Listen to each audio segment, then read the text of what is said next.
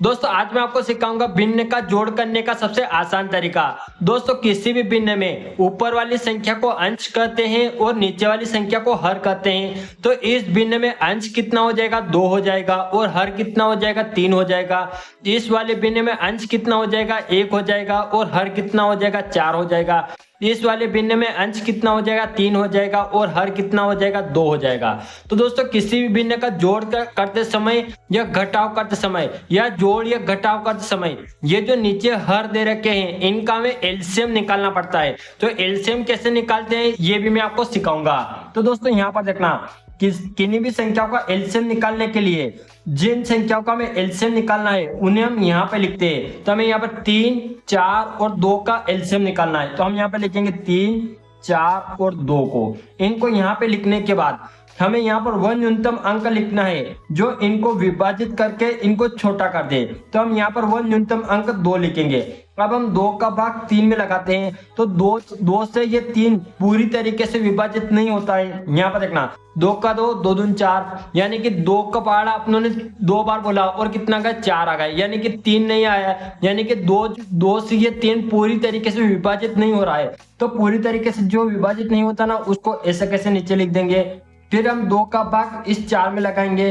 तो 2 का भाग 4 में लगाएंगे, कितना आएगा, 2 का 2, 2 दूनी 4, कितना आंसर आएगा, 2 आएगा। हम 4 के नीचे 2 को लिख देंगे। 2 का भाग 4 में लगाए, कितना आंसर आया, 2 आया, तो 2 को नीचे लिख दिया। फिर हम इस 2 का भाग इस 2 में लगाएंगे तो कितना आएगा आंसर, 2 एकम 2, तो 1 को हम यहाँ पे लिख देंगे।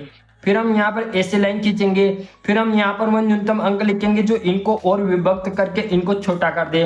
तो हम फिर से यहाँ पे 2 लिखेंगे। अब 2 से ये 3 पूरी तरीके से विभक्त नहीं होता तो इस 3 को ऐसे कैसे लिख देंगे। अब इस 2 का भाग हम इस 2 में लगाएंगे, कितना आएगा, 2 एकम 2, 1 आएगा, तो 1 को हम यहाँ पे लिख देंगे। और ये 1 बन गया ना, इसको यहाँ ऐसे कैसे लिख देंगे। फिर हम यहाँ पर एक लाइन ऐसे खींचेंगे और इसको आगे बढ़ा देंगे। फिर हम यहाँ पर वो न्यूनतम अंक लिखेंगे जो इनके टुकड़े करके इनको और छोटा कर दे।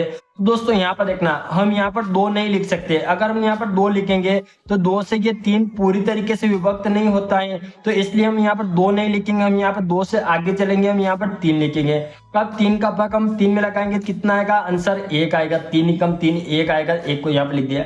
ये 1 बन गए ना, इसको ऐसे कैसे उतार देंगे, ये 1 बन गए ना, इसको ऐसे कैसे उतार देंगे। अब दोस्तों यहाँ पर देखना, यहाँ पर 3 टर्म थी और अपनों ने यहाँ पर नीचे तीनों जगह 1-1 बना दिया। अब अपना काम हो गया है। अब अपनों ने यहाँ पर देखना, ये जो न्यूनतम अंक लिए हैं इनका आपस में गुणा करेंगे, वही अपना एलसीएम हो जाएगा। तो सबसे पहले 2 न्यूनतम अंक था, 2 लिखा, फिर ये 2 लिखा, फिर ये 3 लिखा।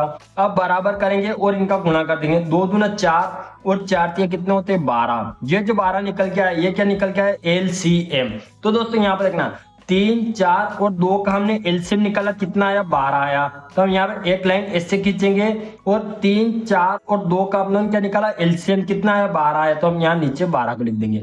अब दोस्तों यहाँ पर देखना, यहाँ पर बहुत सारे स्टूडेंट गलत करते हैं। तो अब हमें क्या करना है दोस्तों, सबसे पहले इन दोनों को छुपा देंगे और सिर्फ इसको देखेंगे, इस भिन्न को देखेंगे। तो यहाँ नीचे कितना है, 3 है। अब हम 3 का भाग इस 12 में लगाएंगे, यानी कि करने का मतलब ये है कि हमें 3 का पहाड़ा वहां तक बोलना है जो 12 आ जाए। तो यहाँ पर देखना, हम 3 का पहाड़ा बोलेंगे, 3 एकम 3, 3 दूना 6, 3 3 9, 3 चौक 12।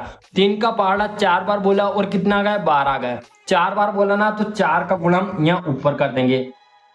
तो 2 गुना 4 कितने होते हैं, 8 होते हैं। तो हम यहाँ पर 8 लिख देंगे। अब इस भिन्न का काम हो गया। अब काय का चिन्ह है, प्लस का चिन्ह है, तो हम यहाँ पर प्लस का चिन्ह लगा देंगे। अब फिर इस भिन्न को देखेंगे, इसको भी नहीं देखना है और इसको भी नहीं देखना है, सिर्फ इसको देखेंगे। नीचे कितना है, 4 है। हमें 4 का पहाड़ा वहां तक बोलना है जो 12 आ जाए। तो यहाँ पर देखना, 4 का 4, 4 दूना 8, 4 तिया 12। हमने 4 का पहाड़ा 3 बार बोला और कितना आ गया, 12 आ गया। कितनी बार बोला, 3 बार बोला, तो 3 का गुणा हम यहाँ पर कर देंगे। तो 1 गुणा 3 कितना होगा, 3 होगा। तो हम यहाँ पर 3 लिख देंगे। फिर आगे चलेंगे, ये प्लस का चिन्ह है तो हम यहाँ प्लस का चिन्ह लिख देंगे।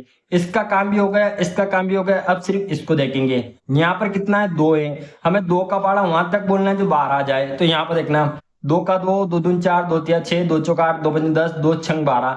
2 का पहाड़ा 6 बार बोला और कितना आ गया, 12 आ गया। 6 बार बनाना तो हम 6 को यहाँ पे लिख देंगे।